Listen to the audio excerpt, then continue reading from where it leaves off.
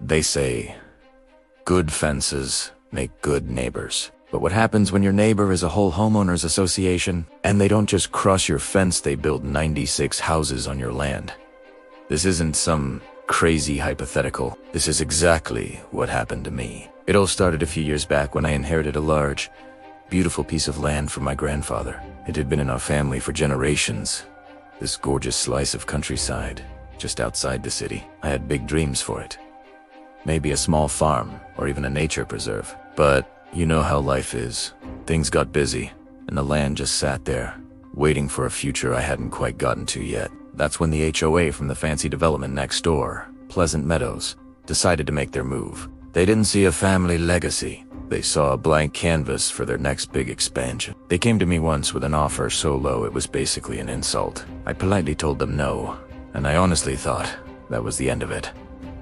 Boy, was I wrong. About a year later, I drove out to the property for the first time in months, and my heart just stopped. Where my family's rolling hills and ancient oak trees once stood, there were now endless rows of identical, soulless houses. A big sign at the entrance proudly announced, "The Oaks at Pleasant Meadows." They hadn't just they had colonized my land.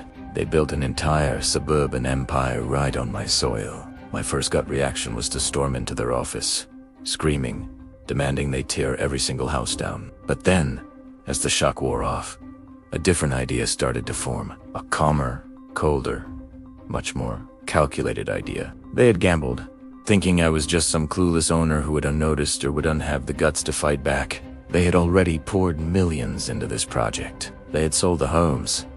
Families were already moving in. They had built their entire house of cards on my foundation. So I decided to just let them finish. For the next year, I watched in silence. I became a ghost, gathering every piece of evidence I could. The original deed, passed down from my great-great-grandfather, was ironclad.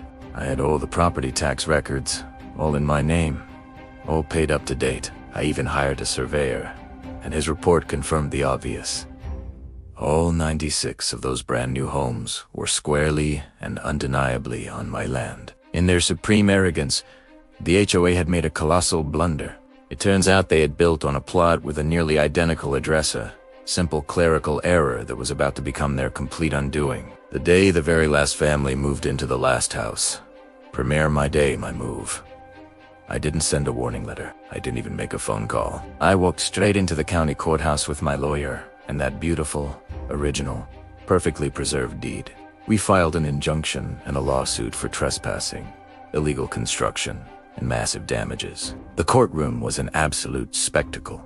The HOA brought in this team of shark-like lawyers, but my case was simple, clean, and just undeniable. You could watch the looks on their faces, and on the faces of the homeowners they had tricked, just melt from smug confidence into sheer, unadulterated panic as I presented the original deed to the court. The judge was this stern woman who clearly had no patience for corporate greed. She took one look at my evidence, and her decision was incredibly swift. The HOA was ordered to compensate me for the full, developed value of the land, which was an astronomical sum of money. On top of that, they were hit with such massive punitive damages that it nearly bankrupted them entirely. And as for the 96 homes, well, they were built on my land, and by law, that made them my property. I literally became the landlord of an entire subdivision overnight. Now, I could have been a total tyrant. I could have evicted every single person, but these families were victims in their own way,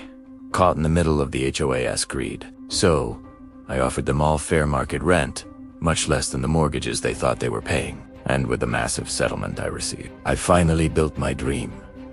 A beautiful nature preserve on the remaining land, a sanctuary of green right next to a world of beige houses. Today, that HOA is just a ghost, a cautionary tale that real estate agents whisper about. And me?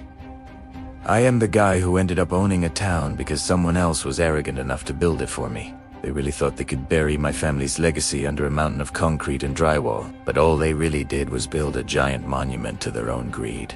And I was the one who got to cut the ribbon. Thanks for watching, and if you enjoyed this story, make sure to like and subscribe for more.